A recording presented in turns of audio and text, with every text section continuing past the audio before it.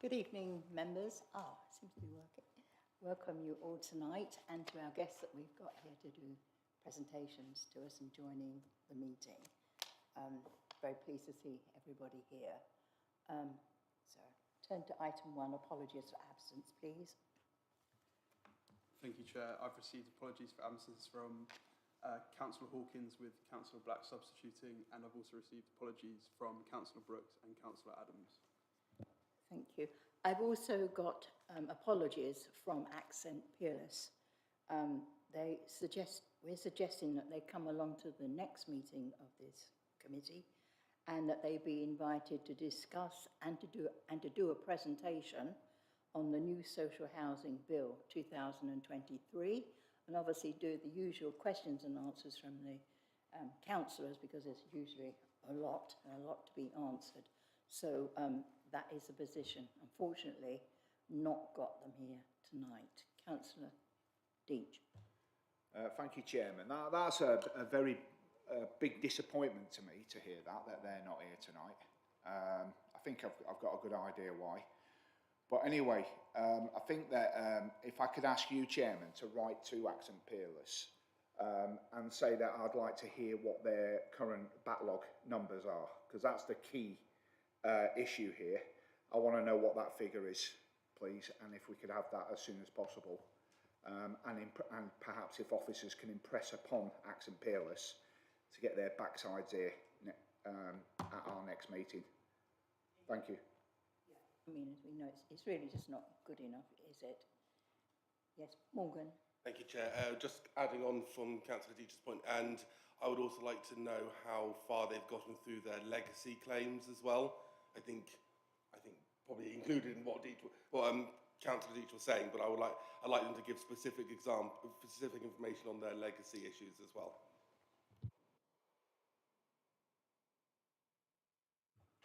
Chair, could I suggest, actually, if members have got questions that you would like me to address with Accent, if you want to just drop me an email with the specifics, then I can coordinate a response to anybody for this evening's meeting. If we could just come back, all I'm interested in is that backlog number, and Morgan's quite right, but if you've got those, that would be good. Thank you. Councillor Bates. Thank you, Chair. I'm disappointed with that as well, and it's regrettable. There may be good reason. Obviously, we don't know why that is, but I wonder if it's just possible that they could just do a written report for councillors, rather than necessarily asking Ms. Boytold to kind of gather questions. Just one thing on the legacy numbers, which did come up at a resident meeting that Councillor Garrett and I jointly hosted in Old Dean. And it has been claimed to us, and I have to say there's no evidence of this, but it has been claimed to us that, in fact, legacy, a number of the numbers are not because the case has been concluded, but because in essence, the resident didn't chase up. So numbers have been removed as a result of that. So it isn't actually a completed claim. So I have to say, I haven't seen evidence of that myself, but it has been alleged to us by Old Dean residents. It's obviously concerning they're not here tonight. It's particularly concerning, obviously, because it's the last meeting before the elections. And although that doesn't bother me, many others are going to have people and cases that they want to hand over. And that is, unfortunate. So I do hope that they do give a written response or a written update. And as I say, perhaps there was just very good reason tonight why they were unable to attend. But like others, I'm quite disappointed. There are a number of questions that would have been helpful to raise. Yes, I too am sorry that they're not here tonight, very much so. Any other? Oh, yes, back again. Are we able to know what the reason was why they're not here this evening? Do we know? They just didn't want to come. No, they said it wasn't in the diary.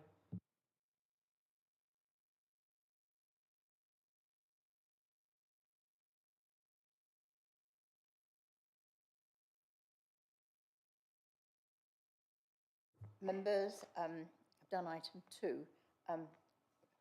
I'm very pleased that we've got this team of officers here tonight. It's really good to have you on board here tonight. Thank you. Thank you for coming.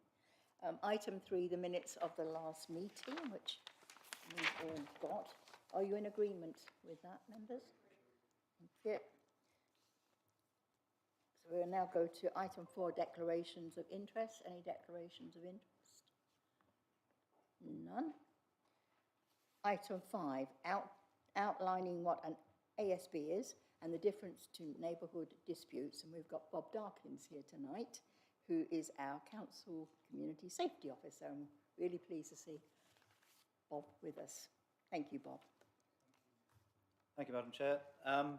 So good evening. For those of you who don't know me, Bob Darkins. I've been with Soho Heath Borough Council now for 2 years, and I am the Community Safety Officer. And some of you will remember me from my time in the police prior to that. So I've been around Soho Heath now since about 2014, 2015. So I've got a reasonably good working knowledge. So my presentation tonight is around antisocial behaviour. First slide, please. So what is it? Antisocial behaviour is defined as behaviour by a person which causes or is likely to cause harassment, alarm or distress to persons not of the same household as the person causing it. So the key word there is not of the same household. So it doesn't include familial disputes. That would be covered by other legislation, criminal legislation to do with domestic abuse. Next point. And that comes from the Antisocial Behaviour Act of 2003 and the Police Reform and Social Responsibility Act of 2011. Thank you. So we can split it down into 3 parts. Personal antisocial behaviour is when a person targets a specific individual or group. So that could be a neighbour dispute, as in one neighbour has an issue with their next door neighbour and makes their life a misery by their acts and their deeds. Nuisance antisocial behaviour is when a person causes trouble, annoyance or suffering to a community. So this would be someone who has no boundaries and are quite happy to act in a disorderly fashion when out and about that causes people harassment, alarm or distress. And then lastly, environmental antisocial behaviour is when a person's actions affect the wider environment, such as public spaces or buildings. So things like graffiti, fly tipping, those sorts of actions would be environmental antisocial behaviour. So what's the worst that can happen? Well, if we go back to 2007, an infamous case, unfortunately, Fiona Pilkington and her 18-year-old disabled daughter, they called the police 33 times reporting antisocial behaviour that they were suffering from groups of individuals in their local community. And it's fairly safe to say that they were let down very, very badly by a number of agencies. And as a result, Fiona reached such a point where she couldn't go on and she killed herself and her daughter. At the subsequent coroner's inquest, the local policing team and the Borough Council were told they bore responsibility for that situation arising. And on the back of that, various changes in legislation took place and various processes were introduced to try and make sure that situation didn't happen again. Now, I can't put my hand on my heart and say that that situation is perfect. It's very far from perfect. But there is now a structure in place and there are processes in place that can hold agencies to account. Obviously, that's a worst case situation. So, antisocial behaviour does cover a wide range of activities, but there are certain things that it isn't, and it's important that people understand what agencies such as the local authority, what the housing providers, what the police can and can't do. So children playing in the street or park, and when identifying that, you've got to work out what playing means. If you go to any primary school at break time, the noise is incredible of youngsters enjoying themselves, screaming and shouting, etc., etc. And they are playing. If you've got a group of teenagers at 10 o'clock at night who are kicking a can around, then that would be antisocial behaviour, clearly, because that's not the generic explanation of what playing is. So if we've got one, I've had them a number of times, people complaining about the next door's kids playing football outside the front of the house. Well, unfortunately, that's what children do. And I'd rather they were doing that than they were graffitiing a wall or something else. And there has to be a common sense approach to that. Next point, please.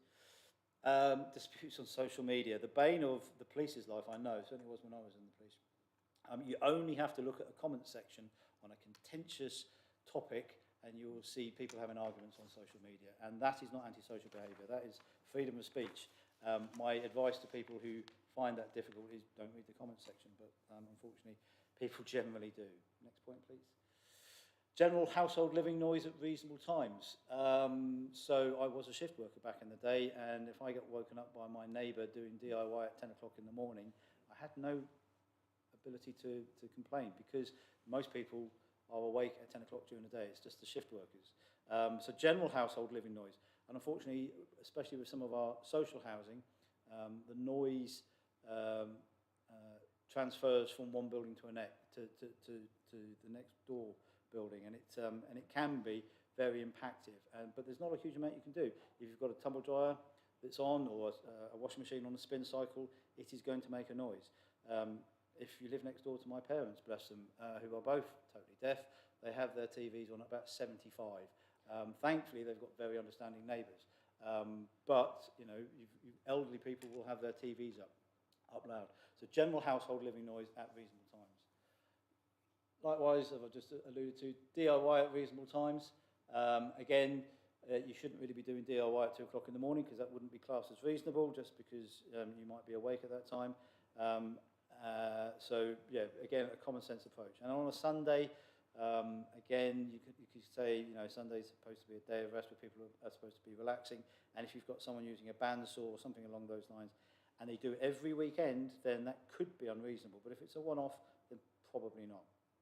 Cooking odours, again, with everyone living cheek by jowl, people might be cooking food that's very aromatic. It's not something that can be dealt with under ASB legislation, however, potentially it could be an environmental health matter. So for people who find themselves living next door to a takeaway or something like that, and they haven't cleaned out their filters and they haven't changed the cooking oil, and the smell is incredibly pungent and it has a disproportionate effect on someone, potentially that could be an EH matter, but it wouldn't be antisocial behaviour. One-off parties. So we do get a number of complaints about a party that went on till 2 o'clock in the morning, and when you make investigations, it turned out to be a 40th or a 50th or a 60th birthday party, and it's the only one they've had that year, and so clearly that's not going to be ASB. However, if we have a house as a party every Friday night and it goes on to 3 o'clock in the morning, then clearly after a while that's going to be quite grating on the neighbours, and so that is probably something we could do something about. But a one-off party, damage has been done by the time it's been reported. You know, we make contact with them and say, oh yeah, that's it, we're not expecting to hold another party for another year. And then lastly, the bane of everyone's life, especially in the county of Surrey, is car parking. There is specific legislation to deal with antisocial parking, people blocking driveways, but it's not, doesn't fall under antisocial behaviour legislation.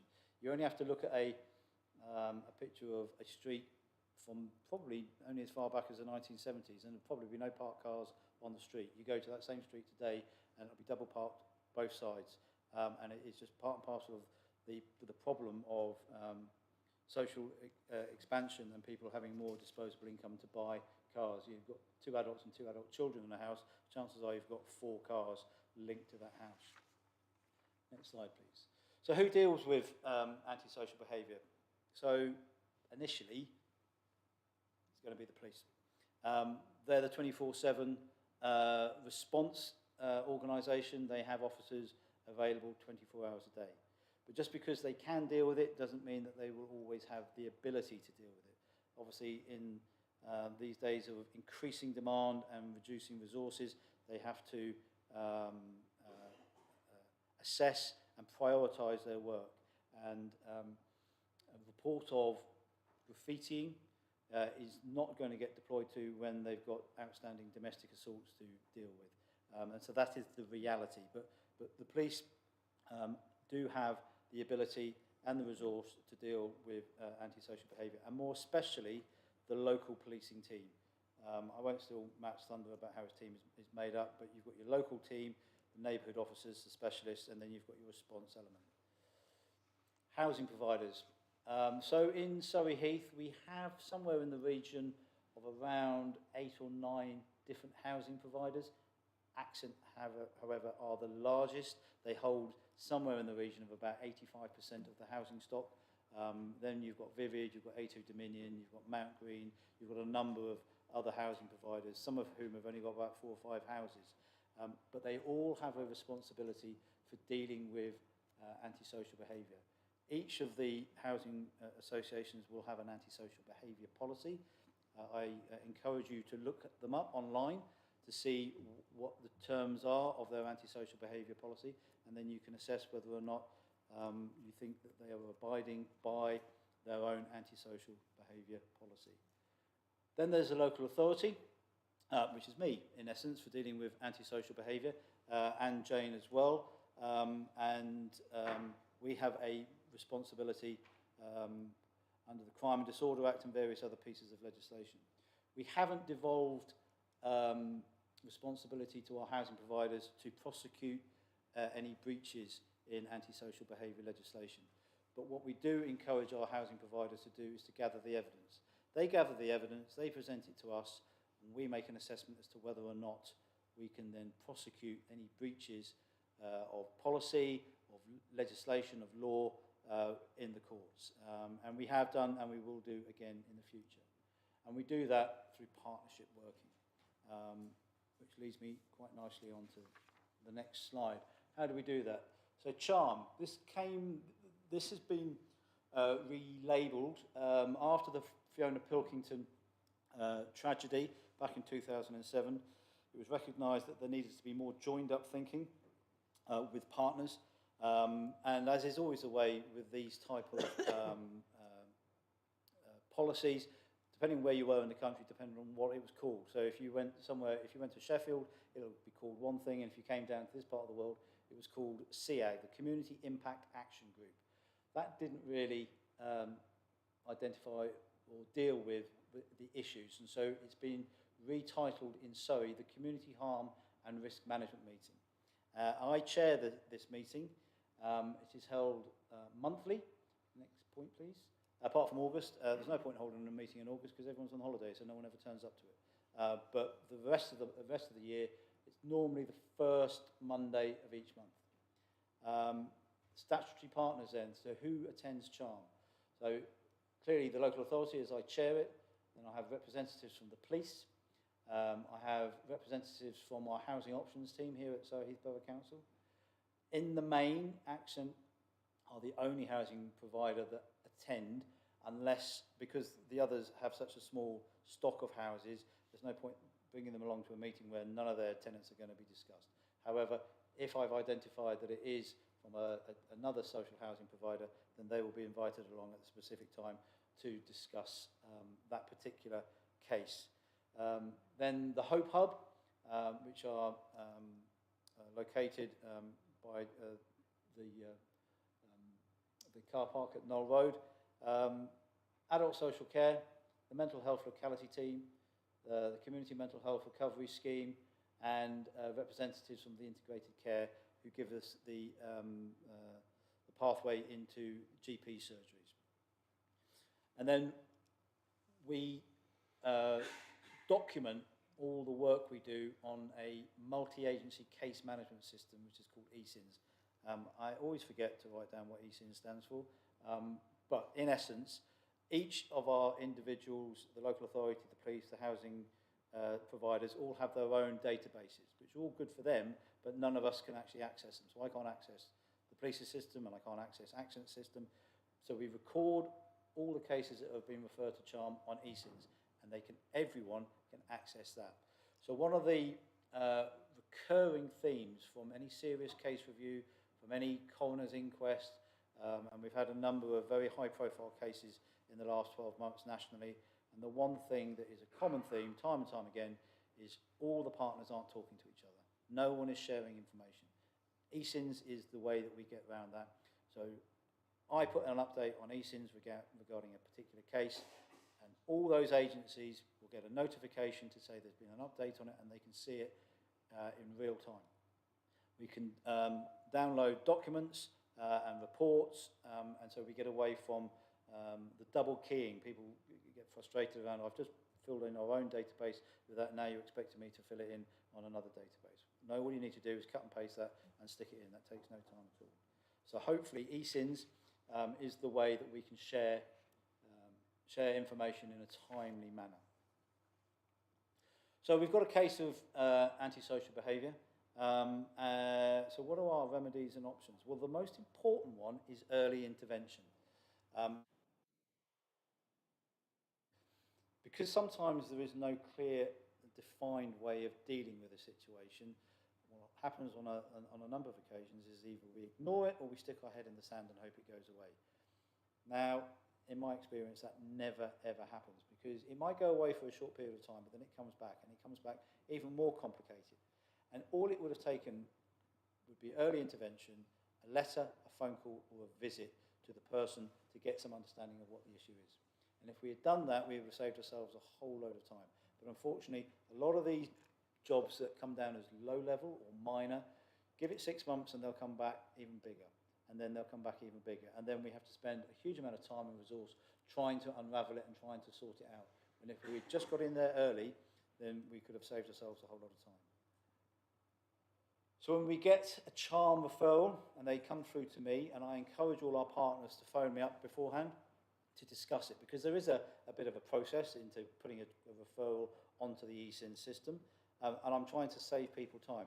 So I encourage them to phone me up to have a discussion and to see whether or not, yes, do I think it's going to meet the threshold to be adopted onto the charm agenda. And then we can have, at our first meeting, we can have get our heads together to find out, what else is going on here. Because with a lot of antisocial behaviour cases, there will be other underlying issues. It could be that someone has been subjected to domestic abuse. It could be that they're in mental health crisis. It could be that they have care needs that aren't being addressed, and their frustrations are being manifested with antisocial behaviour. So it's an opportunity to have a look around, and it might be that all we need to do is make a referral to a drug and alcohol service, and they're getting that first step to getting some support. It could be, I've had a couple of situations with people whose hoarding has got to such a level that it's now impacting on the neighbours. And it could be then that there is a mental health issue there, there is a care need issue there, that they don't know where to turn to get some help, because sometimes it's not identifying what the problem is, it's just knowing who to go to get a result, to get that support. We take a staged approach. So clearly, when we have an antisocial behaviour case, I always look to see, is there a big stick at the end of all this that means I can force someone to do something that they might not want to do? Is there a piece of legislation? Because if there isn't, that actually makes life a lot harder for us, because we can write, we can encourage, but if they don't want to and there's no big stick, then there's no way that I can make them change their ways. But just because there is a big stick, we don't go straight to it. We start the staged approach. So it could be that we need to do a capacity assessment. Does this person have the mental capacity to make those decisions? So we get in touch with our colleagues from the mental health locality team or the adult social care team, and they go, yeah, we've done an assessment, we're quite happy that they have mental capacity. Right. They have a dependency issue with drugs or alcohol. Okay, have they been offered through our partners at the Westminster Drug Project or Catalyst help with their drinking problem or their drug behaviour problem? Yes, they have, and they've declined and they've not engaged. Okay, what else have we done? Have we issued them with an acceptable behaviour contract? So we're giving you a list of behaviours that we expect you to adhere to. Yes, we have. Have they abided by it? No, they haven't. Have we written them a warning letter? Yes, we have. Okay, are they still behaving in that way? Yes, we then give them a final warning. So we can evidence, should we find ourselves going to stand in front of a magistrate, that we've tried all these options before we get to prosecution. Because if you don't, I can guarantee the magistrates will just go, no, you need to do all this before you get to us. And whether we agree with it or not, that is the process. So there's no shortcuts, there's no point in trying to circumnavigate it. But we can also try mediation. So through the Office of the Police and Crime Commissioner, they fund, along with other local authorities, Surrey mediation. And sometimes, especially with neighbour disputes, it's just a question of, has everyone actually tried to sit both parties down and have a discussion to find out where they're coming from? So behaviour that one person finds antisocial, the person who's causing it, well, that's just perfectly normal. In my world, you know, I like to have my music on loud at such and such a time. I like rock music, or I like this, or I like opera, and the next door neighbour can't stand opera. And it could be then you get them around the table through the mediation services, and those coping mechanisms and strategies can be identified, and mediation does work. But if it doesn't work, then, as I've alluded to, we have our ABCs, acceptable behaviour contracts, and warnings. The first stage for prosecution for me would be to issue something called a community protection warning. That's under the Antisocial Behaviour Police and Crime Act of 2014. And it is what it says on the tin, it's a warning. It's not something that I can prosecute. If they breach a warning, I then have to issue them the notice. Next point. If I issue them a notice and they breach that, that is a criminal offence, and that's where we start going down the road of taking the matter to court. So I would gather the evidence, I would invite the perpetrator, for want of a better word, in for an interview. I'd get them to explain whether they had challenged the notice being issued, what they had done to amend their behaviours, and then having gathered all that evidence, I'd then present that to the Surrey Heath Borough Council's legal team, and then we'd put a case before the court, and a breach of a community protection notice can, for an individual, result in a fine of £2,500, for a business anything up to £20,000. So the financial penalties are quite weighty. The last one I prosecuted was successful in court, and the fine was in the region of, with cost, £2,600. So it's not something to be taken lightly. So prosecution being an option for us. And then should a member of the community feel that their case hasn't been afforded the right interest by whether it be the police, whether it be the local authority, whether it be the housing provider, and they meet the criteria, which is 3 separate reports within a 6-month period, and they don't feel that it's been dealt with properly, then they can ask for something called a community trigger, which is basically a case review. And I chaired one for colleagues in Reigate and Banstead last week, which generally would offer it out to one of our colleagues around the county. So it's an independent chair. They review all the information that we've got at that time. We invite the victim in, and they can explain how the situation has affected them, and then we draw up an action plan. And that's what I did just recently for Reigate and Banstead. So that is an opportunity for the victims to have another right to recall. And that, I think, has covered most of what I was asked to talk about. Questions? Members, I open it up to questions. David? Yeah, thank you. I'm the councillor for Watches, and I cover Watchmore Business Park. We've had a lot of trouble with car race meets there. I don't know if that comes under antisocial behaviour. But the thing was, to be honest with you, I was trying to deal with it through county, because I'm the county councillor as well, and I assumed it was highways. And then I was reading, I think it was Surrey Live, and it said, oh, it's been brought up, and it's a Section 34 order. I just wanted to know what the Section 34 order was and ask if we could be kept informed as councillors if there's something major. Yeah, so I will go on about that in my next bit around Watchmore Park, just addressing some of those around that. But that we're referring to there as a dispersal order. That's something that lasts for a set period of time, and I have to be satisfied there is ongoing reasons to keep that dispersal order in place. There is a number of other things that we've done at Watchmore Park, which I'll go on to in my update shortly. And obviously, if there's anything that you're not still sure about, I can clarify at that point, if that helps. That's a classic example of a multi-agency approach. So you've got interested parties, you've got the landowners at Watchmore Park, you've got Surrey County Council, Highways, you've got the local policing team, and you've got the local authority. And between all of us, we've come up with, and I won't steal much thunder, but we've come up with a resolution there that has had an impact. It is an ongoing problem. You only have to look at the national news to see that you get these unauthorised car meets, as they're euphemistically titled, all over the place. And there was one down in Portsmouth recently where someone lost a leg. There's been people losing their lives with them. So it's something that needs to be acknowledged as a huge risk. And unfortunately, with some of the correspondence that came to me after we started issuing community protection warnings and notices when it first appeared last year, I had a journalist from some motoring magazine telling me that I was a killjoy and that we were just having fun. And it's very difficult to try and explain and engage with those people where they're coming from that position. I've said, no, people lose their lives with this. And apart from everything else, the noise aspect is keeping local residents awake at 2 o'clock in the morning, which is completely unacceptable.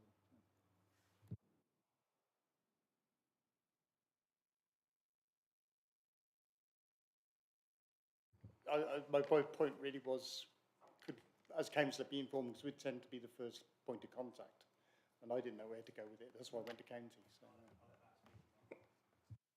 Morgan?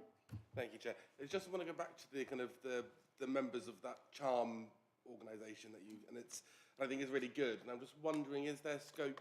Are those kind of statutory appointees, or is that kind of decided on a local thing? I'm just wondering, is there potentially scope for bringing in schools, or kind of from the county education authority, from the local education authority, would they be able to provide an extra agency side to provide any further assistance? So it has been a frustration of mine. As it stands at the moment, our CHARMs are only dealing with adults, really. We have in the past historically had CHARM for children and young people, but there are a number of different meeting structures that deal with risk to children. I'm not saying that they're all perfect, and I'm not saying that they're all joined up, but there was limited scope for us to be holding them on a regular basis here. If we find ourselves in a situation where a safeguarding issue has been raised regarding a child or young person, by all means refer it to me, but I will be going off to my contact list to highlight it and make sure they're all aware of it. Just to add to that, with regards to specific children, we have both the risk management meeting, which happens every month, which involves certain children that are raised with us in related to the borough, and there is also the mapping meeting that came out of the tragic murder that happened last year. So we now have a regular meeting with the Children's Services from Surrey County Council on that, and they chair that. So there are other ways that we do that. Paul? Yeah, thank you. This is likely to be my last external partnerships select committee meeting, which may be cause for celebration for some, I'm sure. But I just wanted to take this opportunity actually to thank you, Bob, and the team, Julia, for dealing with the cases actually that I've put towards you in the last couple of years that have all been dealt with to not just my satisfaction, but the satisfaction of the residents that have reported them to me. So I just wanted to thank you for that. A marked difference than maybe 3, 4 and longer years ago. Great work. Antisocial behaviour, while some may consider to be not a significant issue, actually to the people that are affected, it can make a massive difference to their lives, and not in a good way. So, like I said, I just want to thank you for your diligence in dealing with the matters, as well as Surrey Police, who I know my colleague here, Stuart, has worked with on some matters close to his ward. So thank you very much. Any other questions? Valerie? I think Julia will know what I'm going to talk about. You mentioned earlier about cooking odours and noise and things. What about businesses that continually have cooking odours and noise-related issues that affects the well-being of the neighbours around them, and they continue to do it even though they're spoken to? Does that come under environmental health, or does that come under antisocial behaviour because it just happens time after time? I'm a great believer in not my remit is not my remit. I'll start that again. I'm a great believer in that I'll never say no. I'll have that discussion, and it's not within my remit. I work very closely with the EH, Environmental Health.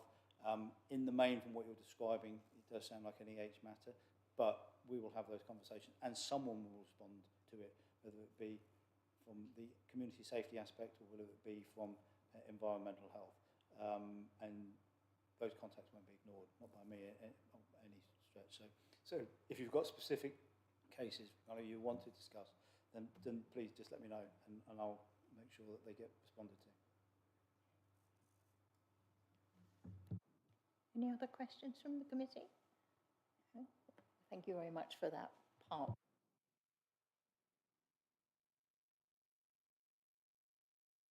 Already covered, and that's how the multi-agency platform works, who are your key partners, how often you meet, etc.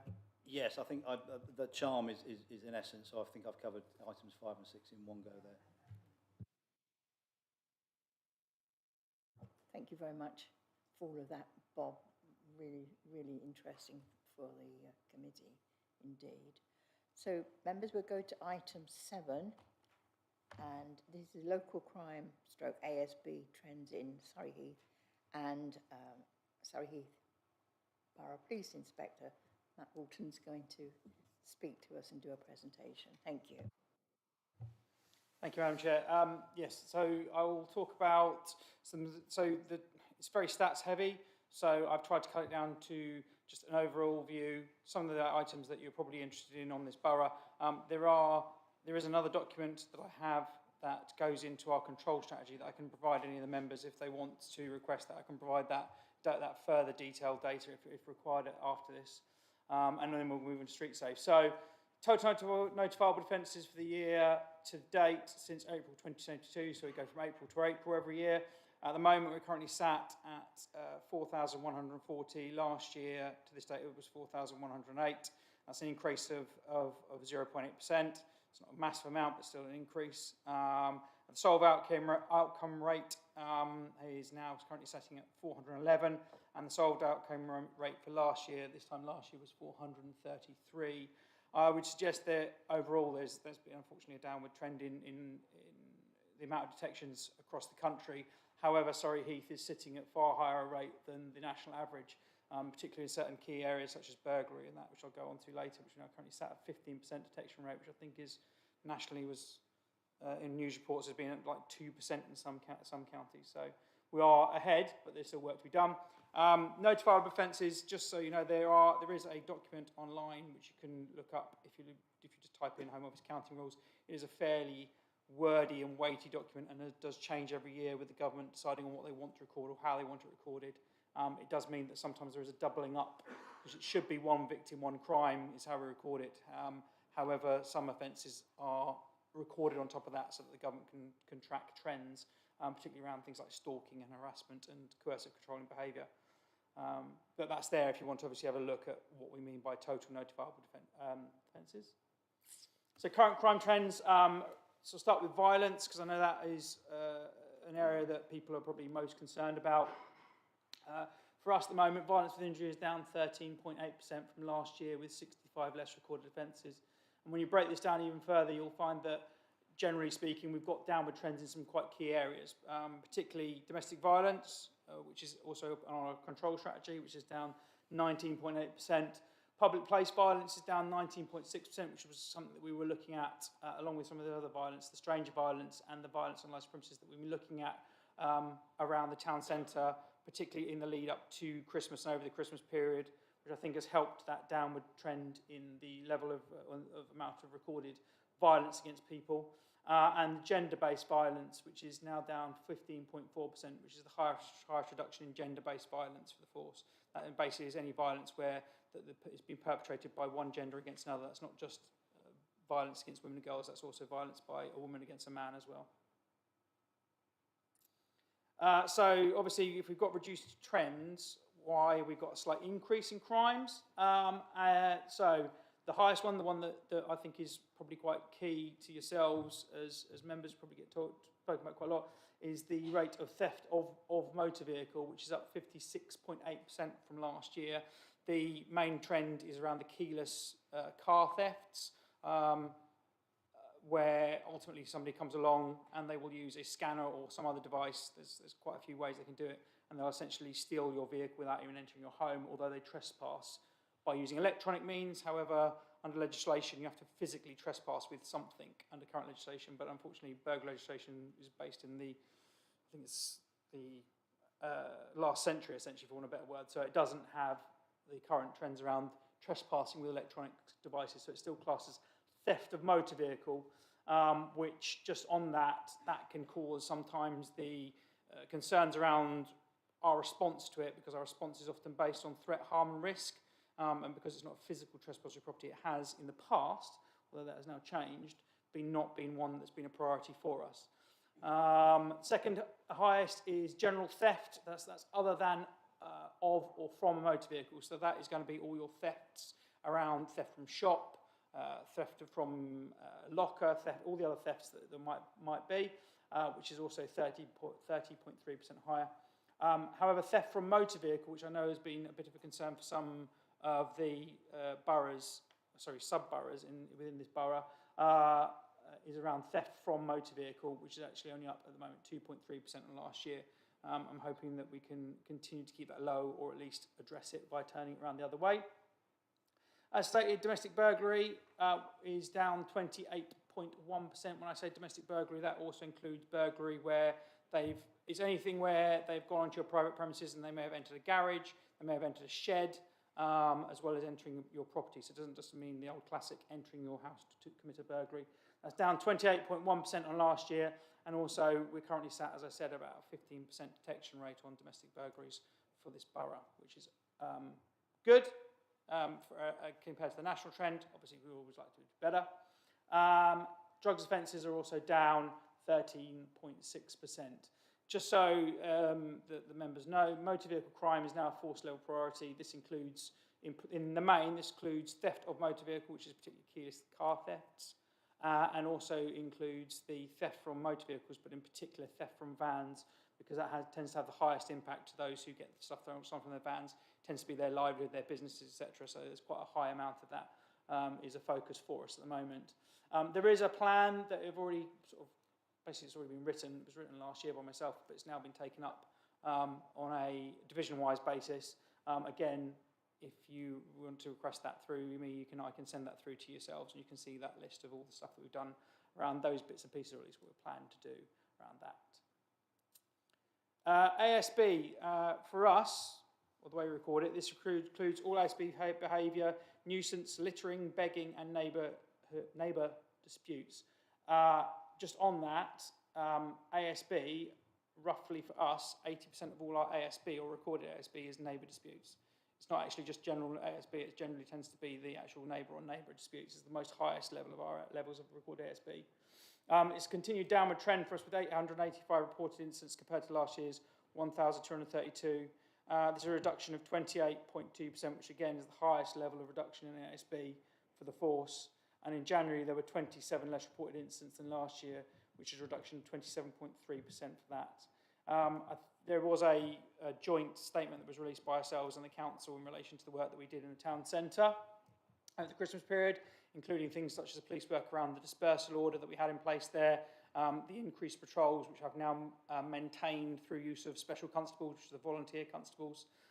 They all should be out on patrols on Friday and Saturday nights when we have the highest levels of town centre violence and town centre ASB.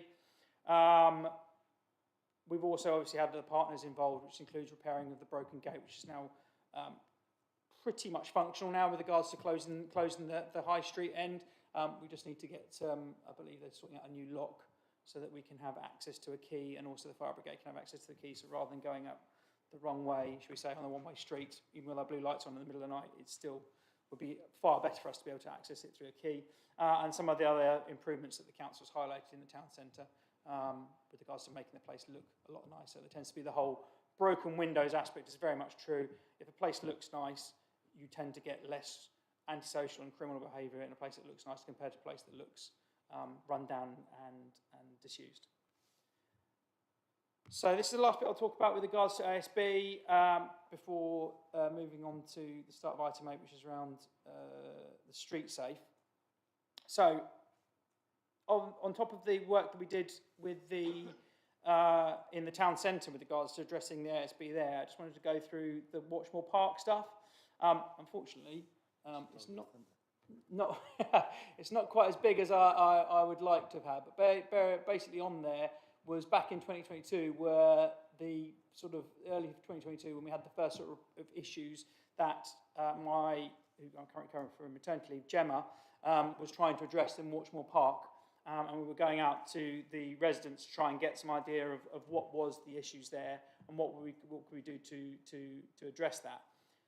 Basically, again, working with partners, we've had ANPR cameras installed at the location. Those ANPR cameras are also directly through to the police national database, so we can monitor ANPR like you would do all our national ANPR. We can actually see who's coming and going from within Watchmore Park. On top of that, last year we started doing stuff around the issuing of CPNs and CPWs, which obviously has already been mentioned by Bob already. That was it is quite time consuming. That was quite difficult when we didn't have the ANPR cameras, because we would have to physically go down there, take note of every index, and it was quite labour intensive. But when we did do that, that did have quite an impact, and we obviously had nothing, or quite a big reduction, at least in regards to Surrey, the Surrey policing area, of those car meets. We then had a car meet that started, or a couple of car meets that happened early this year, and we were able to then use the ANPR cameras and my dispersal order, because dispersal is great, but it obviously has to work on the fact that I have relevant current information, so it's not a permanent thing. I can't permanently put a dispersal order in place. It has to be based on intelligence and information that I've got that thing's going to happen. It can only be over a short period of time, and then it has to be renewed each time by myself.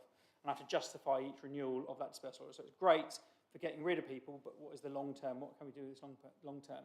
So by using the ANPR cameras, we've been able to issue out those CPNs and now CPWs and now CPNs to some of these individuals, the next level up, because they've returned since the last time of the car meets, to be able to send it out to these people. Again, it is fairly labour intensive, but what we've noticed, or at least what we've had, since those first two car meets early this year, and putting out on our social media that we are doing this, we are working with regards to, there is ANPR cameras at this location, so if you attend this location, your index will get clocked, etc.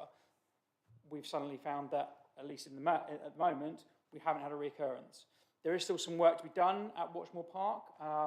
Unfortunately, the two things that we have wanted to look at are out of our remit as the police. It is for Watchmore Park and the owners of Watchmore Park to be able to install those things. One thing we have suggested is a gate. There is certain areas of Watchmore Park that are 24-hour, need 24-hour access, but they're very small and they're very much at the front. The problem with Watchmore Park, if you actually look at it on a map, it is basically, the reason why it attracts people is because it basically looks like a racing track. So if we were able to have the gates installed, at least the park installed the gates at those areas that were closed, it would prevent that racetrack feel of the place. And so again, would hope to prevent like that. You've seen the gates they have obviously at Sainsbury's and other locations along that stretch. We don't get meets there. The problem with Watchmore is that they would need to install gates, and again, that is a cost to them and their people the companies that are on that location. But we have raised it again with them and asked them to consider it. Another option, but I believe it's more expensive, would be to actually install speed bumps in the location. Again, because by putting speed bumps in, you remove the part of the meet that they like, which is the bit that they can speed, they can drift, they can do all those extra bits and pieces. But again, that would involve a cost to the people who are on that site. Again, we've raised those in meetings with regards to asking for those things to be considered or those to be done. We have no physical power to enforce them to do it, but we have raised it with them and suggested that these are things that they need to think about, consider doing. So hopefully, going forwards, we will be in a better position now to deal with those meets at Watchmore Park. I know that there was a question raised in that around the meadows. We are somewhat, in Surrey Police, we are slightly hamstrung with the meadows, because the meadows is physically part of the Thames Valley policing area. It's not part of the Surrey policing area. So whilst we can do certain things, so if there is a meet, if our officers are not deployed at other locations, we can go there to support our Thames Valley colleagues. but actually some sort of long-term solution to the meadows is outside of my remit. I can't, it's down to Thames Valley Police and the Thames Valley neighbourhood inspector for that area, which covers Sandhurst, to be able to implement some of the things or consider implementing some of the things that we've done within Surrey. But within Surrey Heath, I believe we've done, whilst there's a few more bits I'd like to do with Watchmore Park if I had the money to suddenly spend on those gates and such like, I think we've secured a lot of the areas for access for these meets in Surrey Heath. That's the street safe, but I'll, if Madam Chair, okay, we need to move on to the street safe. Okay. So just moving on to item 8 around street safe, which I know Nick's also got some stuff as well. But basically, street safe. So this is part of what we're talking about with regards to antisocial behaviour. So Street Safe was created back in 2021 as a small project. It's now been rolled out nationally across the country. It's part of the ongoing national initiative in regards to tackling violence against women and girls, which is also sometimes known as VORG, is how it's referred to. Whilst it initially was created for that purpose, there is no restriction on using this app. It is not just for women and girls, it's for anybody to report, to use. It is not just for any particular gender. It's an online reporting tool where people can anonymously report locations that make them feel unsafe. The reason that this is slightly different to the standard reporting tool is, A, it allows people to report things anonymously, because obviously when you report something to police, you may not have the opportunity, unless it was intelligence, to report something anonymously. We would ask some basic details from you before we would record that. But it also allows people to record things that make them feel unsafe. If you were to phone the police and say, I feel unsafe in this area because it's a little bit dark and the bushes are overgrown, we would probably take some sort of record from it, but it wouldn't really be sort of something that we would suggest you reporting to the police. We would probably push you onto one of our partners. The advantage of this is that we can have people record these things, these areas that make themselves feel unsafe, and then we can review the data, and then from that data we can then look at ways that we can work with partners to make a location safer. So the following websites, you can go on to the Surrey Police website. On that link there is Street Safe. It's technically, if you just put in Street Safe into your phone, the first one that will come up is actually the Police UK, which is the national website. You can use that one. There is also a link via the Surrey Police website. Pretty much every force has one, so just be mindful that people need to be only using the Surrey Police one or the police one to record that data with us. It's a fairly straightforward online reporting tool. It isn't too complicated, but it must be reminded that this is not a replacement for standard reporting of matters to the police. This is an addition to if you have an incident you want to report to the police, or if you have a crime, or if you have some antisocial behaviour you actually want to report to police, then please use the main tool. But this is an additional tool to that and gives some of that extra data for us, because data-driven policing is a really key area for us. We have limited resources and we have increasing demand, so we need to be really data-driven. We need to be really careful around putting our resources in the right area at the right time for the right effect, because just general patrolling by police officers, while it would be lovely to have the term the bobby on the beat on every street corner, we don't physically have the resources for that. And also, if you look at the data, there tends to be a lot more impact if you focus your resources to specific areas at specific times. You're far more likely to have a result than just general patrolling in general. So what do you do with the data? So I'm using some pictures there that I borrowed from Woking Police. They had an issue with regards to the canal, making them feel unsafe down in the canal. People were walking along the canal. There was repeated reports of exposure offences, where people are exposing themselves to people, particularly women, lone women, and essentially looking again at the broken windows theory, we looked at the canal path, and you would find areas like this where the lights would be very dim, the graffiti would be very bad, there would be massive bushes everywhere where people could hide in or make people feel unsafe. Their paths were very narrow, so they worked with the council and they opened all these things out and they cleaned all these things up, which led to a vast reduction in the amount of offences, led to an increase in the amount of people felt safe and confident in there, and also that particular matter there won a thing called a Tilly Award, which is a national award for antisocial, but in relation to antisocial behaviour. So, you know, it does work, and it is good, but we need that data, and that's one key area where we are slightly missing out on Surrey Heath. When you look at our data, is the amount of people who are using Street Safe. We do put out semi-regular social media posts, and we will be continuing to put out social media posts to encourage people. But all I could ask is, obviously, when your members are interacting with your constituents, if you can obviously promote this as well and promote the use of this, this would be really helpful for us. And this is the main reason for us why it's useful, is not only do we get the results, but also it helps us direct resources. The PCC, there's a government fund basically in relation to this, and they regularly, so that's back in 2021, I believe they've increased that number now, that figure now, and there is money there to be used, but I have to go to the PCC and I actually have to apply for that money. So the only way I can apply for that money is like it's no good if I don't have the data to back it up. You know, there are other boroughs which have had those pots of money for this year because they have the data to back it up to be able to get that money for that street safe, to be able to implement some of those things around better lighting, cutting bushes back, tidying places up, making places feel more safe, adding CCTV, bits and pieces like that. So it's an extra bit. Obviously, when we work with partners, with Watchmore Park, that came from joint work with the partners to get the money to be able to install the ANPR. So there is other ways, not just the end of the world, but it gives us an extra revenue stream. So it's a lot easier for us to go to partners if we already have some money that we can also provide for the project that we're talking about. So I've gone over two items there. Obviously, the current crime trends and the Safe Streets side of things. Does anybody have any questions? There's, can I just say before we start the questions that alongside of this, Nick Stevens is going to be speaking on the council's driving improvement campaign, an update on that. So yes, we excuse me, we'll take some questions now. Paul. Thank you. Paul, thank you, Madam Chair. Yeah, a couple of questions. Keyless vehicle theft. I got a recent briefing via the PCC, and part of that briefing said that there had been some arrests in neighbouring areas last year, which resulted in a significant drop-off, to the point, or I believe they told me, as of 2 weeks ago, there'd been 0 reports since New Year. Is that tied up with your understanding?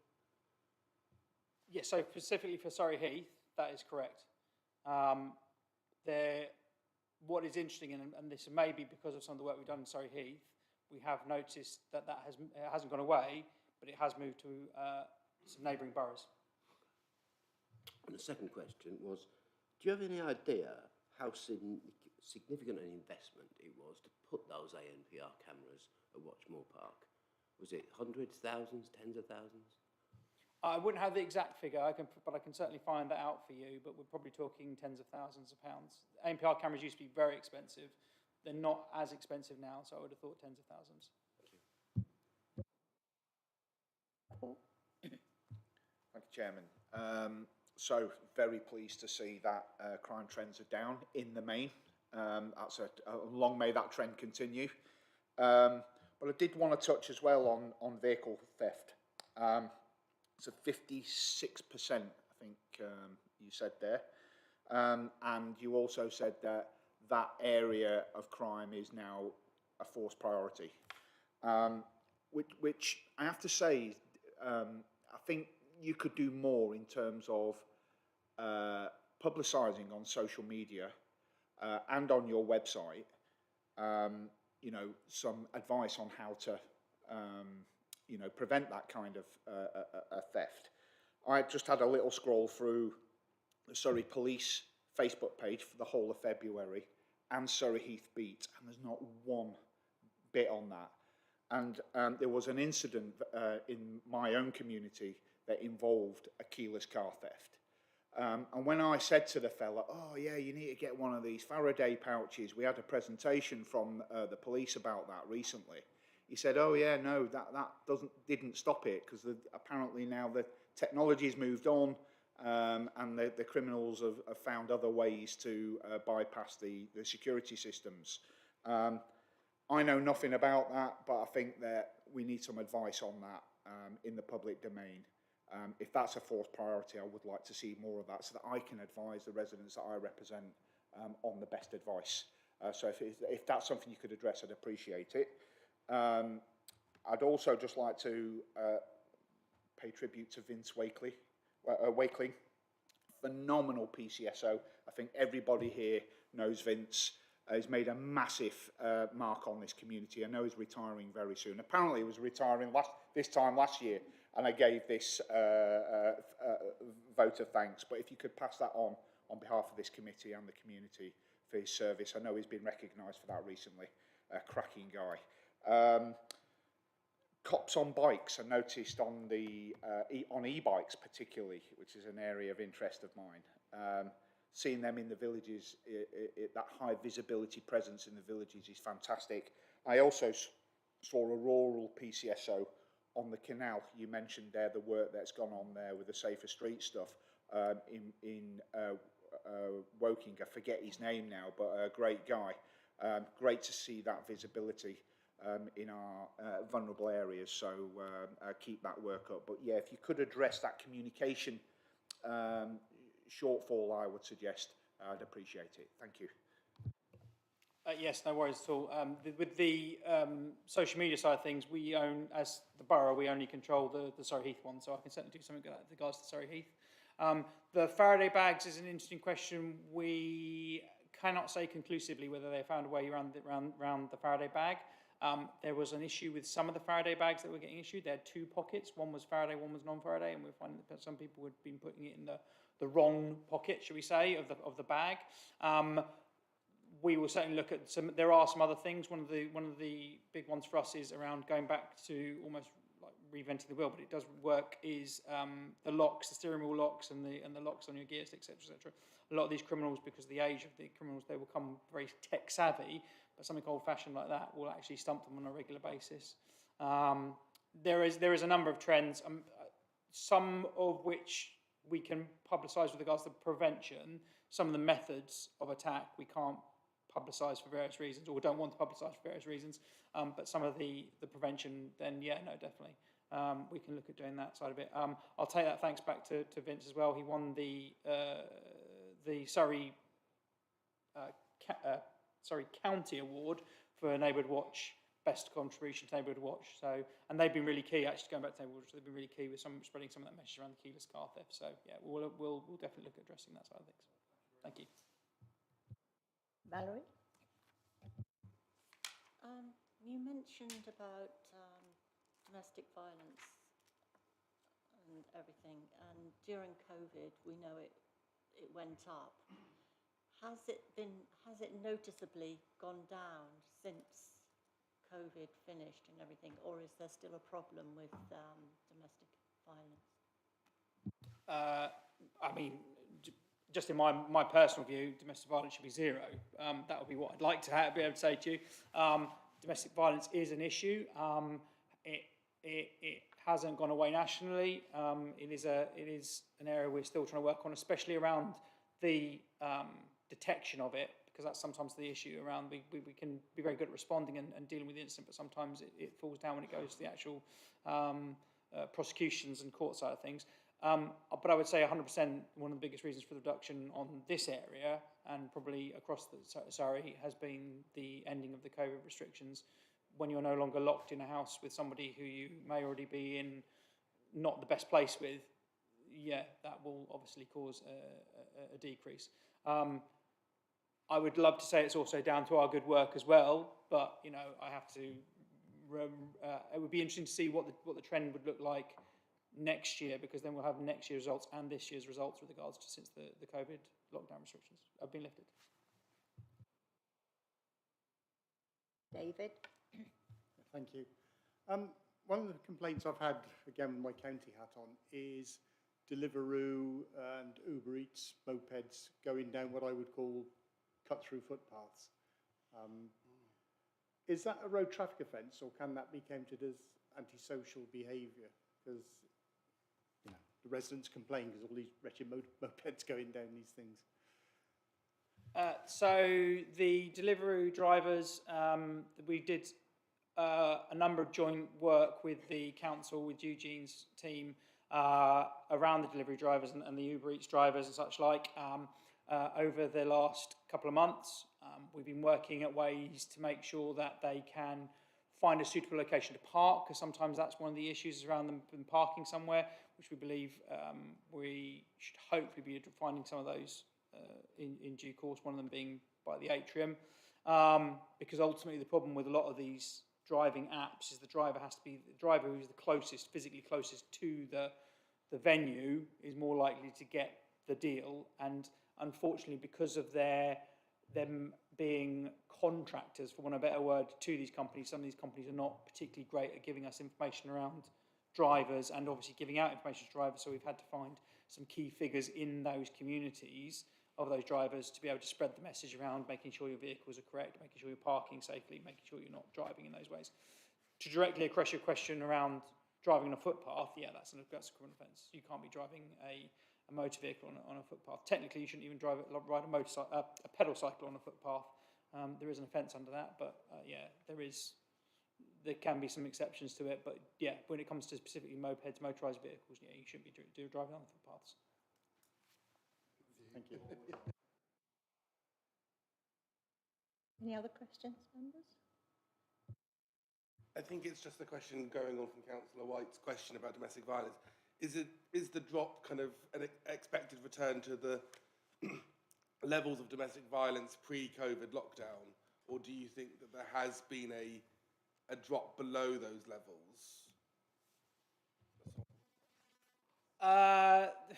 Without looking at the data from pre-COVID, it would be a difficult one for me to address directly. I think education and the visibility around it not being acceptable and the criminal offences that are related, the additional criminal offences we now have around stalking and coercive controlling behaviour, the new offence around non-fatal strangulation, because strangulation is quite a nasty offence and tends to only happen in domestics, not always, but it has additional punishment beyond what would be a normal common assault, if there is such a normal thing as normal.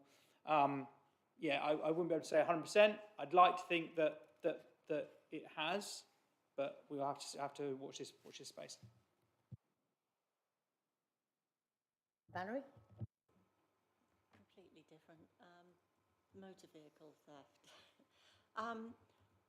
What percentage of the vehicles are actually returned to their owners? Do you know?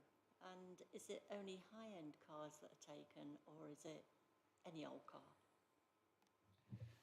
Percentage returned, unfortunately, there's two, unless we physically recover them, it's very unlikely they will ever get recovered, because the vast majority of vehicles that are stolen for keyless car theft or theft from motor vehicles are normally still stolen to order by organised crime groups. These organised crime groups will do one of two things. Either the vehicle will go straight to a, in inverted commas, chop shop, for want of a better word, where basically the vehicle will be completely cut apart, removed, etc., etc. All the parts were removed. In fact, there was a successful warrant completed in Woking, just in Byfleet, last week, where we found a large number of stolen or items relating to vehicle car parts that were hidden behind a wall there. So hopefully, if we can remove these chop shops, it removes the demand on that side of it. But the other demand is around the ports. A lot of them will drive straight to a port, be loaded straight into a container, and they will be then removed to a completely different country. Normally, sometimes even a completely different continent they'll be going to. There was a recent recovery, I think, last year in a yard in India somewhere, where there was a large amount of vehicles there which was found to have been stolen from the UK. So that's where most of these vehicles will go, is one of those two locations. Around the losses there, around where they go to. I'm sorry, I can't remember the second question. No, it was just about, is it only high-end cars that get stolen, or are there, a relative amount of ordinary older cars taken? So initially it was Mercedes-Benz, BMW and Land Rover, so high-end, high-expense vehicles.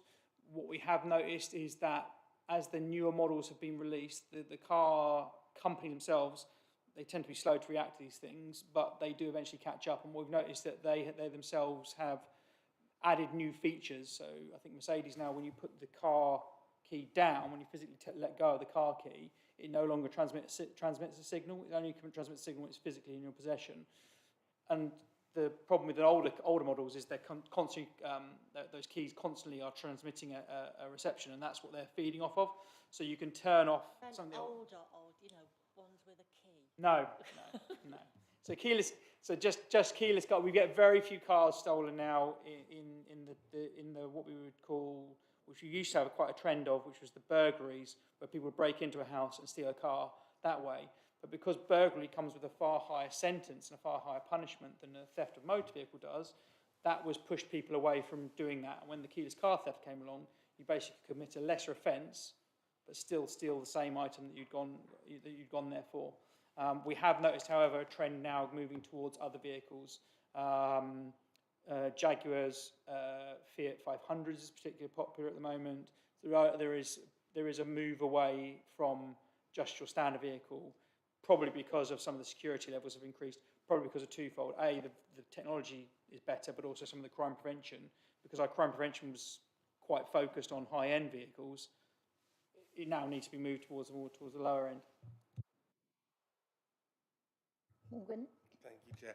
Just on motor vehicle theft again, last time when Gemma was here, she spoke about that there was keyless car thefts, but people weren't reporting it at the time, and they would see their Ring doorbell notification go off. Has that behaviour changed? Are people reporting it much sooner now, or is it still kind of when they wake up in the morning? Yes and no. We have tried our best to put out around the notification side of things. It is difficult because there is a way to set your Ring doorbell without it making a noise every time something goes off, but you can set it in the right way. So it has, but we are still finding quite a lot of them are reported the day after or whatever, in the morning when they go down to check that, unfortunately. Councillor Allaway.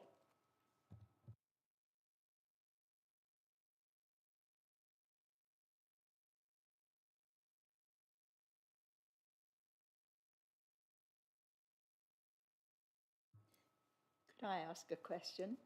Many years ago, when I was a school governor, we used to have the local police come into the senior schools in the borough, and they will do presentations and discussions with the students. Alcoholism sometimes, drugs, knife crime, and now these days I've just had someone from Farnborough School has had the Hampshire Police in this week talking about cybercrime. Just one, and the students really did get involved and were interested in this sort of thing, and I think that's the age that they need to. Do any of your officers still go around the schools?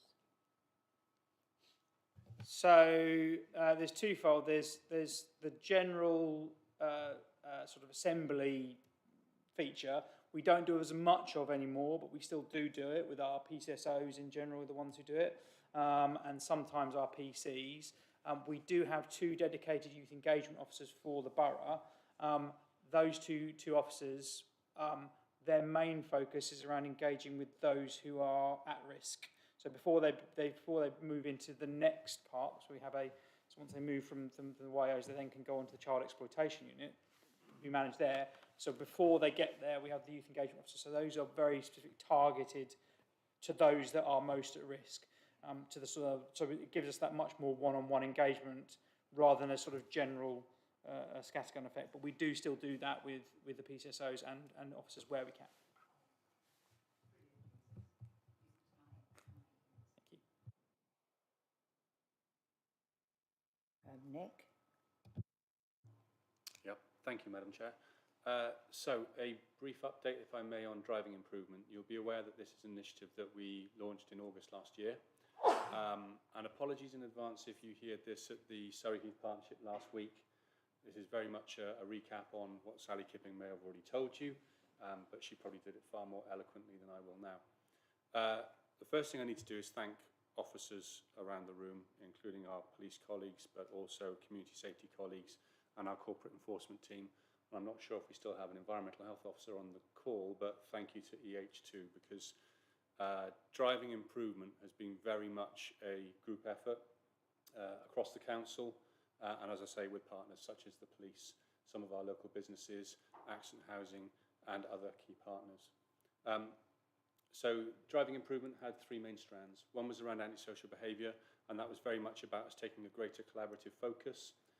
Also about the way that we used our intelligence to identify and tackle particular issues in hotspots and key locations, and also about driving public awareness about what ASB was. Clearly, Bob Darkins and Matt have assisted us with that this evening, but also how they can report it as well. So that was the key element around ASB.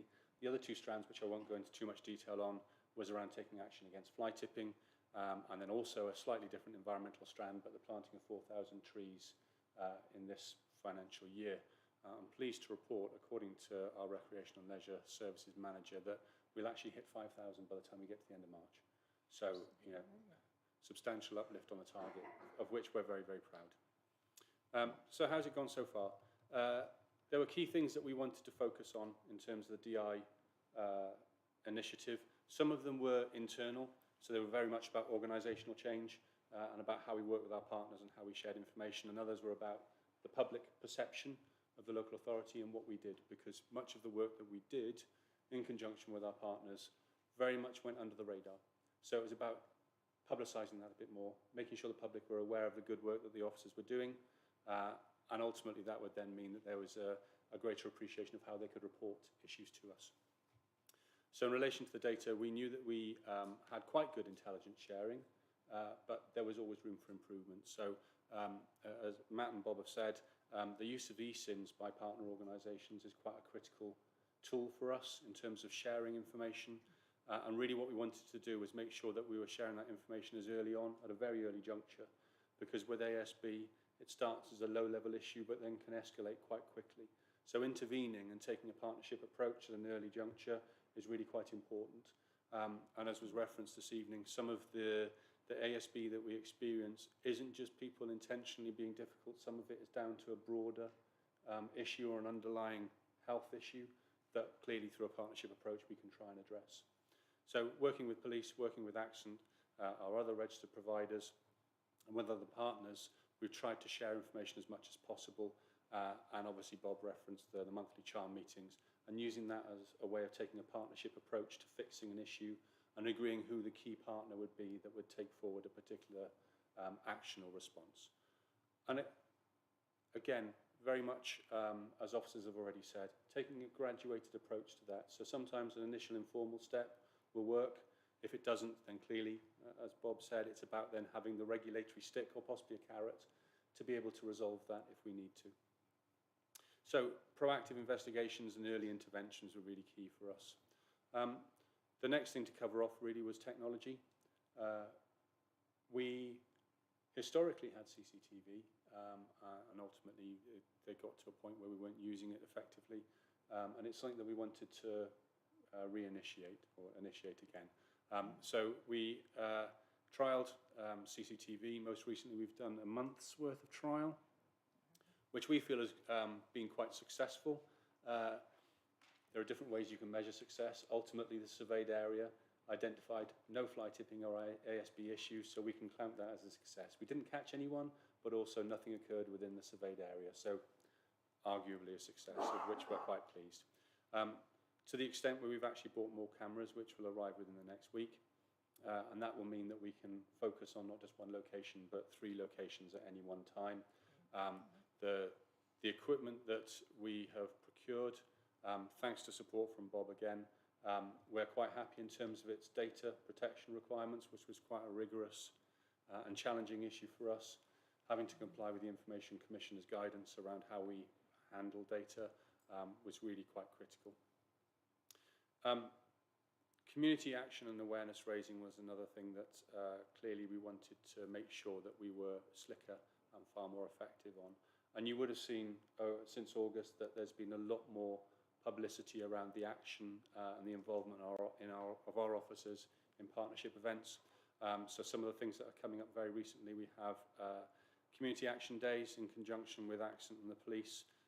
We have litter pick hotspots as well. So as an example, this coming week, or rather in 2 weeks' time, we have a Keep Britain Tidy event in Chobham on the 17th of March, and also we'll be supporting a similar event in the Old Dean on the 18th of March. This week we have door knocking with Accent, and the premise behind that is to ensure that we are raising awareness amongst residents of appropriate and responsible ways of disposing of waste, and not unintentionally being involved in fly tipping, because there are two key duties. One is that if you are carrying waste, you are a licensed or registered waste carrier. And also, if you are disposing of waste, you make sure that you do reasonable diligence to ensure that the person that you are paying to dispose of that waste does so in a legitimate and safe manner. We also have a day of action with Surrey Police as well, scheduled for this week, and that is focusing on unauthorised scrap metal dealers and waste carriers. ASB moving forward, clearly what's been a real success is the partnership working, and although it happened in the past, we've ramped that up, and that's been a real positive for us. Working positively with our partners to fix an issue has meant that we've had some real successes. Watchmore Park clearly has been referenced, and there's more good work that we can recount.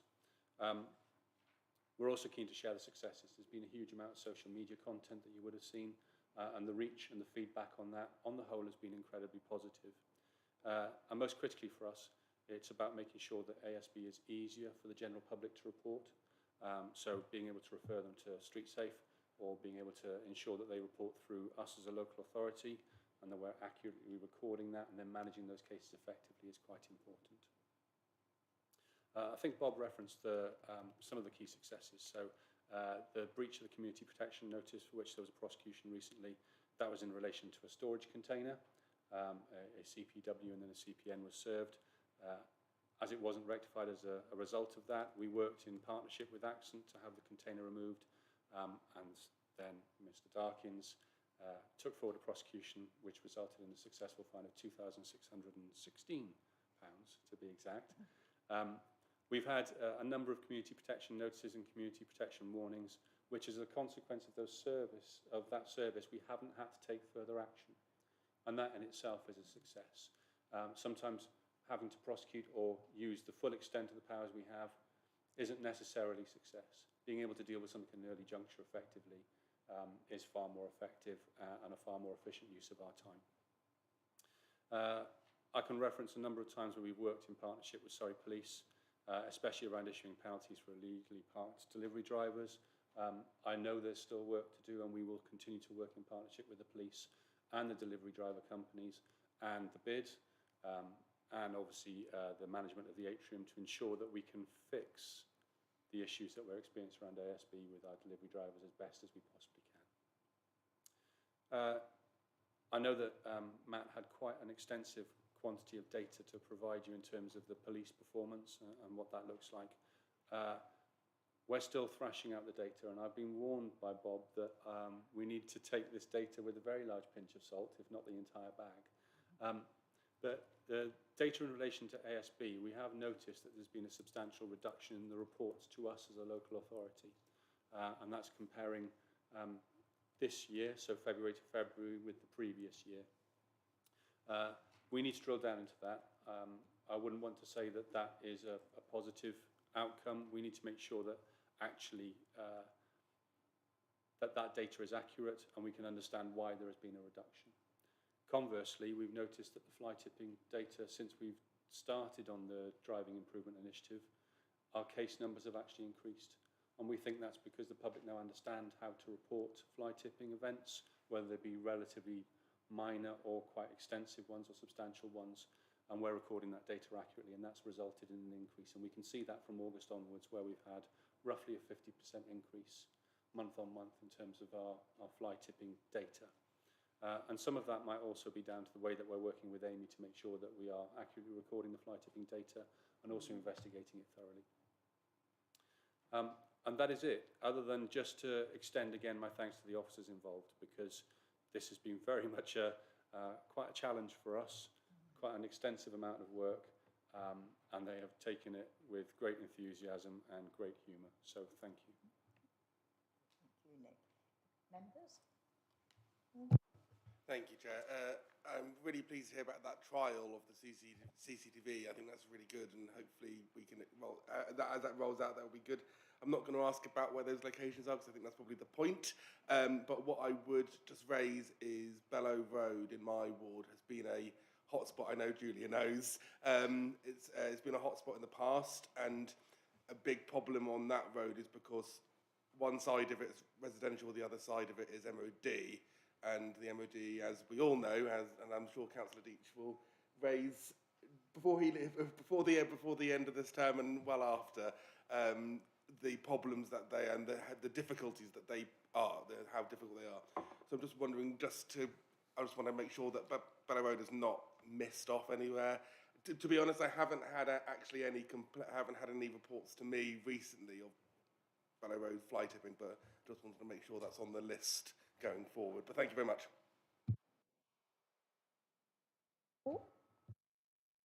Yeah, thanks for that, Morgan. Yeah, definitely echo those comments. Although I would imagine with Bellew Road, once the development for Mindenhurst is complete, that might help the situation a little bit because of the road layout there.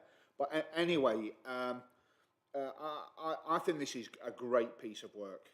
I know how hard you've all worked on this, really fantastic, and I know that probably it's going to be one of those things that the more you get into it and the more it progresses, the more successful it will be, because of the word will get out that you know, you're on the case. So definitely support you know, your efforts to share successes, and on that, if you would send to all members, particularly me, hopefully, just some words that I can copy and paste into my email newsletter that goes out to a substantial number of residents to help get that word out, because you know, these issues that I know they're wide, but in particular fly tipping is something that is close to residents' hearts. So we want to be able to tell them that you know, we're on the case.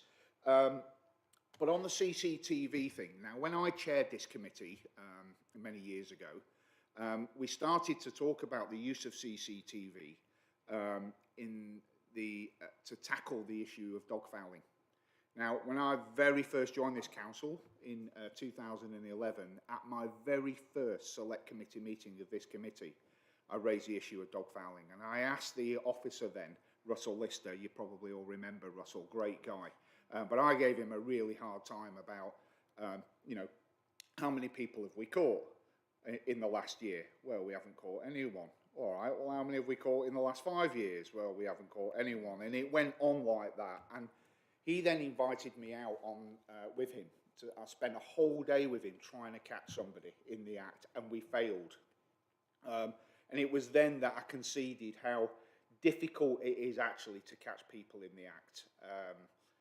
So I think that this technology actually would serve. You probably wouldn't catch anyone, but it would certainly act as a really good deterrent. And I know a number of areas in the borough where this is an issue. In Valerie's ward, up to the school there, forget the name of the Connaught Junior. There's a pathway there, which is like a flipping minefield because people, you know, walk the dogs there and don't pick up after them. And there are lots of other areas in the borough too. And although compared to fly tipping, it might be relatively low level, you know, it does have quite a high impact on residents, and it is flipping disgusting, especially when your kids walk it through the house and all the rest of it. So perhaps if you could deploy these cameras when you feel appropriate to tackle that, because that is antisocial behaviour as well, I would suggest. So thank you for all your work on this, really appreciate it. Stuart?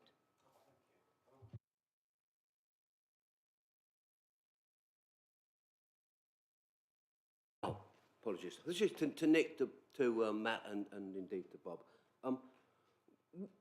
And it's an open question. What do you think the potential is for greater partnership around the use of CCTV in terms of avoiding antisocial behaviour and indeed detecting crime. I mean, we see, when there's a very, very serious crime, we see the power of CCTV to piece together the picture of what's happened. Obviously, that's incredibly labour intensive because all these CCTV cameras are in separate locations. But it strikes me that technology exists now, if the will was there, to have a network of CCTV cameras that you could easily piece together that sort of picture. And you could see yourself get to the point where the sort of low-level incidents that Paul's described would be relatively easy to detect and to follow. What's your thoughts? I'm not. Thank you, Madam Chair. I'm not diverting the question to Bob. I'm happy to come in after, but I know that Bob has a view on this.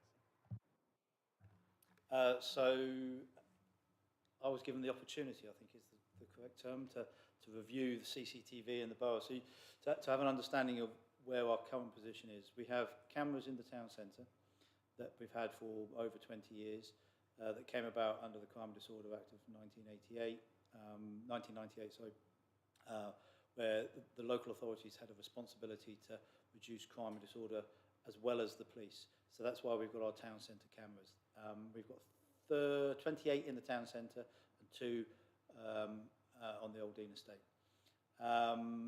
We have a number of other CCTV assets owned by the council that are protecting our green spaces, like Water Country Park, Watchetts Park, etc., etc.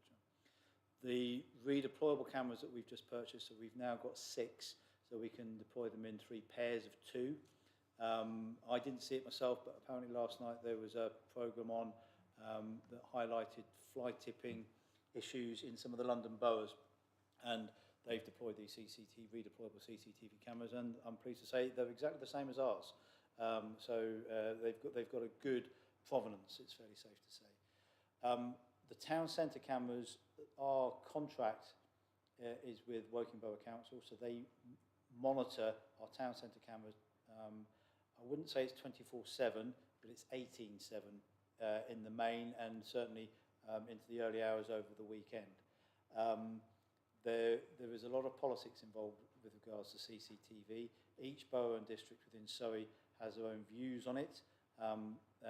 Short answer to your question, there is no joined up approach to how each borough and district. I think we're all working independently depending on our finances. And to give you an example, Reigate and Banstead have reduced their camera stock from somewhere around 130 cameras to about 30 cameras, simply because they didn't see the value in having that amount of cameras, and the cameras they have got are now protecting their assets. That has been a discussion between Reigate and Banstead and Surrey Police, because Surrey Police will have a different viewpoint on it than we do. And I chair the CCTV management group to oversee all the council's CCTV assets. It's very important that I explain to people that CCTV is not the panacea for all ills.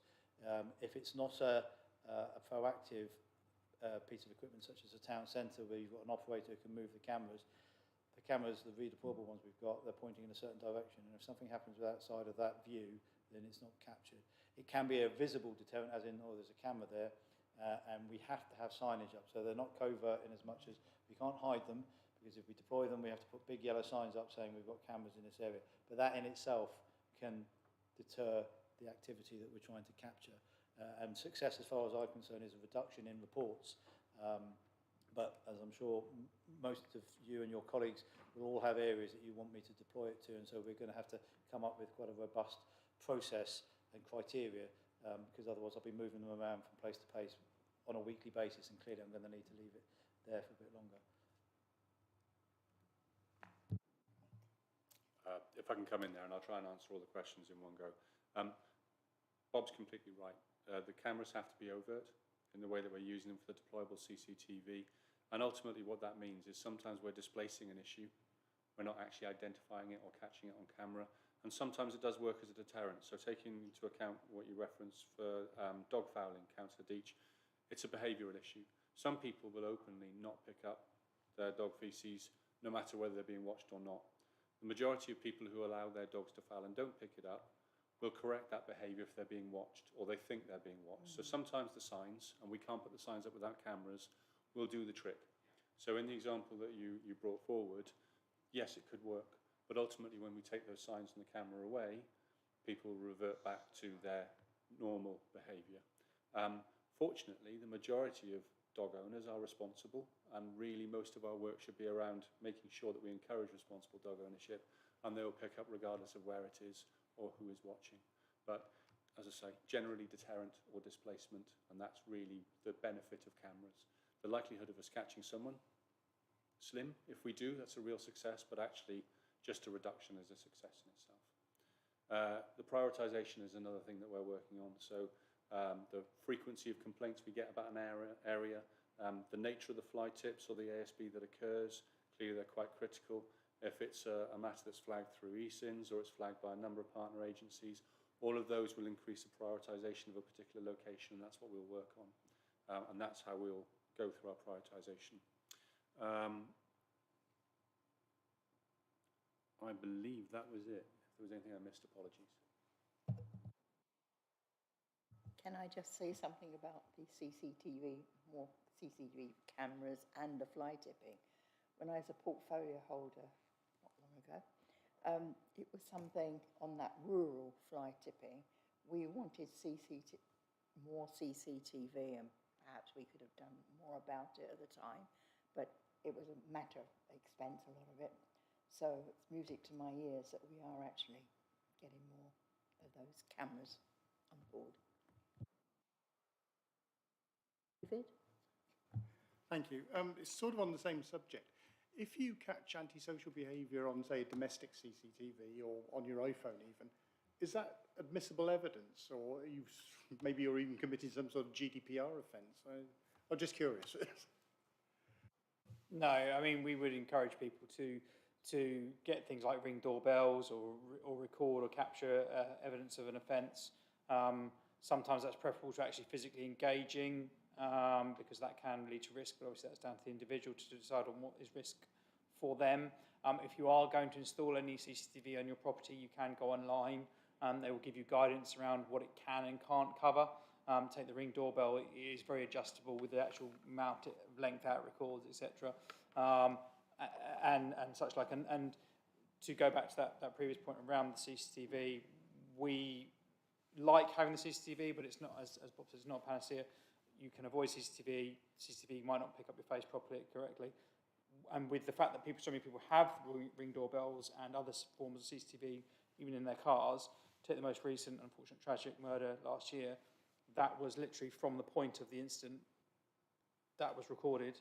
The murder itself was recorded, and also the movements of the convicted person afterwards as well. So everything was recorded. But that was in the main, that was all privately owned cameras that's on people's doorsteps. So the investment requirement into you putting extra CCTV on a street might not actually need to be there, because you may find that the street already has quite a lot of CCTV as it is.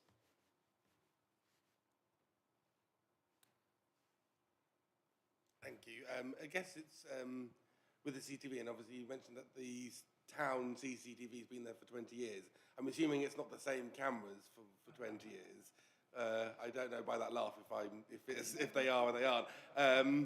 But I'm just assuming that if they are, if obviously with any piece of equipment there comes a financial cost, and what is is it a cost the council can afford to replace if they're essentially damaged, or we need to do a complete replenishment of all of the equipment that we have, especially just for the town centre, for example? So the camera stock itself has been replaced, so it's not the original cameras. There are 3 generations of cameras out there. The oldest one is restricted on what we can and what we can't do with it, and it will be a question of when it goes, when it breaks, it will be replaced. It is expensive. So the redeployable cameras we've got, that has cost us a fair amount of money, and clearly, we've got restricted budgets, so we've had to fight. Not fight is the wrong word, but we've had to justify why we need it, and we do need it. because without it we can't operate. But yeah, I'm comfortable that the town centre cameras are fit for purpose at this time, but there is still work that needs to be done through the CCTV management group. I've learned an awful lot since I've been given this as a project around things such as data controlling. So Surrey Heath Borough Council are the data controllers for their images. If we get that wrong and we haven't got our paperwork in place, the fines from the Information Commissioner's Office are eye-watering. They can run into the millions of pounds. And clearly, I don't want my name anywhere near that. So we are doing a lot of work to make sure that Surrey Heath Borough Council is safe from any audit that would come. But there is work to be done still.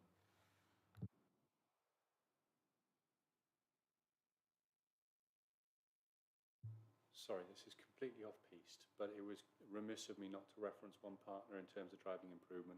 And I know I'd get kicked under the table by Sally if I didn't reference it.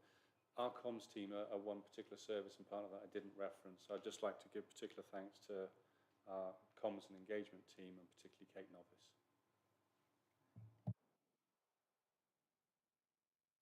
Well, Bob, Nick, and it's Matthew, isn't it? Thank you both, and Nick, for your input tonight and questions from the members. It's been a very interesting evening. I'm sure the committee will agree with me. So thank you for your time and being part of our meeting. Thank you very much.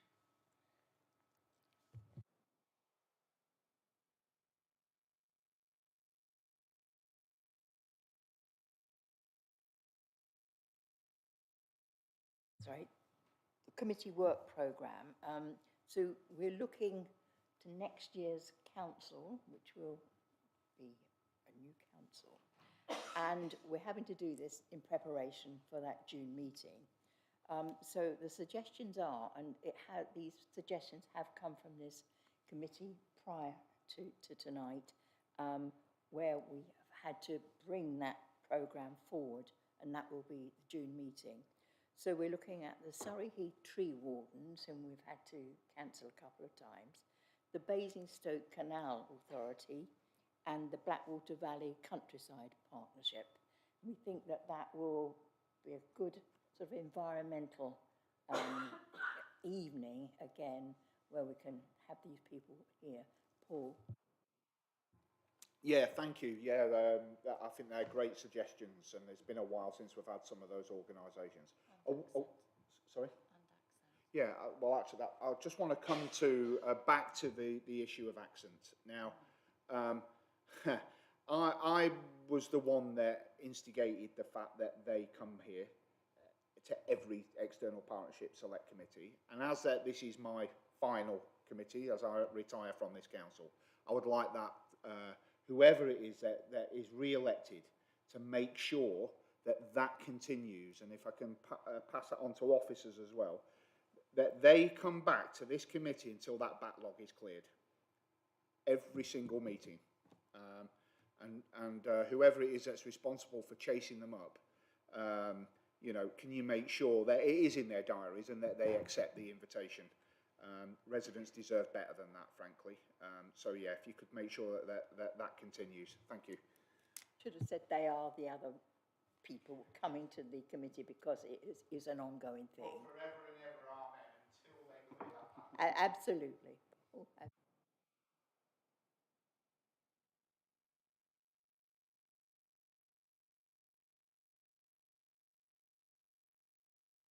Thank you, Chair. Okay. And I just want to say that as this is the last external partnerships of the municipal year and of the council's term, I want to thank you for your chairing of this committee. You've done it very, very well, and I've really enjoyed working with you. I think we've had a very good working relationship as chair and vice chair. So I just want to kind of note my thanks to you and to officers as well, especially Jane, who's been a stalwart of this, supporter of this committee as well. So I just want to kind of put that on the record, but thank you very much. Oh. So, Rodney.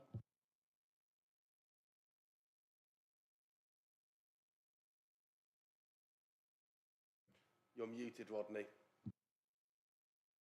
Apologies. It just goes to show I've still haven't worked that out yet.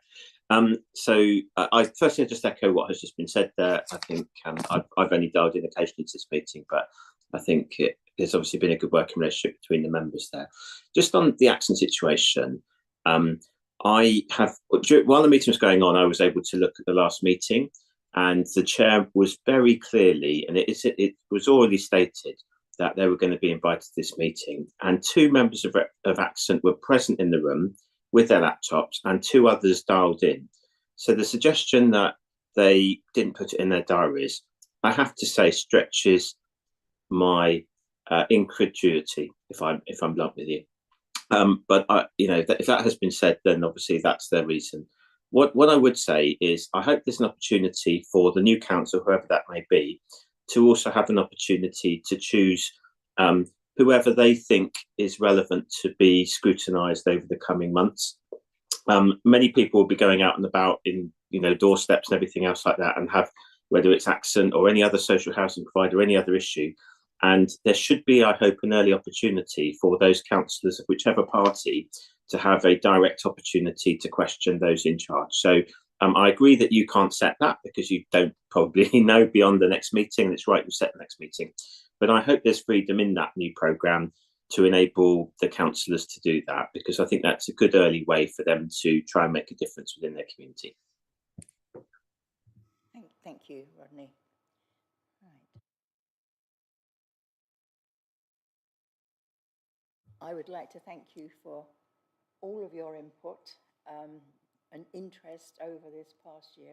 I think we've had a really good, interesting year, and it's been an excellent committee, and I too have enjoyed working with you, Morgan, and the whole of this team.